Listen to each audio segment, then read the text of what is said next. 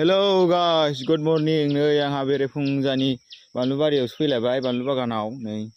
हाग्रा एसे हासिनिजों हलाबायनो हासिनि लाना फैखादों आरो ना गासिखौबो नै हासिनिया एखेबारे हाग्रा रज'जोब्बाय नै हाग्राया ग्रौ ग्रौ जाबहांथारदों आरो ना दाख्लै साननैसो अखा मोननायजों वा नोगोद जाबोखादों खिलिबोखादों ग्रौ ग्रौनो बेखौ सानथाम सानब्रैसो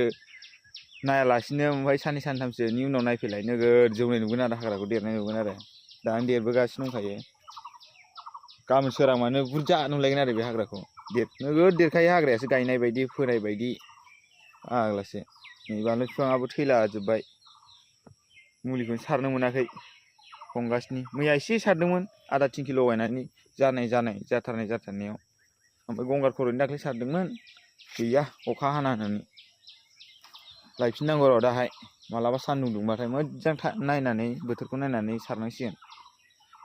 खुसेंग्राबो दंबावोसो माथो नै इयाव खुसेंग्रा गुदुं दोंनै दं नै गायस्लायबाय इयाव दोंसे ओमफ्राय इयाव दोंसे माबा लुना होनांसिगोन स्राब लुना होनांसिगोन नङाबा अबेबा दालाय मोनसे मोजांखौसो हरफैलायगोन बिसोरो खुसेंग्राया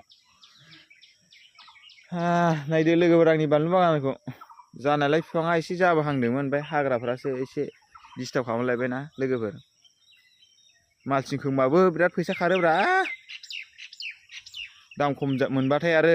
खरसायानो फैगोन खि फैफिनो थांनाय खरसाफ्रा ओंखायनो जाब्बा जुब्बा जानला मोनला गायलाबायबायलां एखे दाम खमावनो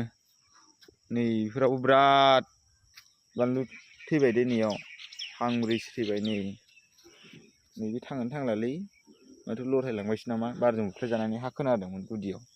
नै इसेयाबो बिराद बानलु बिफां थैनाय दं थैनाय माने खुसेंग्राजोंबो अरफायजाजोब्बाय माखासे ओमफ्राय हारसिं माखासे राननानै थैलांबाय गोरलै गोरलैयावनो नै इयावबो लाम थैनाय दं बानलु बिफाङा अबावबा बिराद मोजां मोजां जाथारदों आरो ना दालाय खाबोगासिनो दं नै बरियानो नै बेफोरो बरियानो स्लिमनो नै बेफोरबायदि जानांगौ नै एसे अबावबा बिदिनो गंगार खर' जालायलांदों नै बे बेस्टथार नै लोगोफोर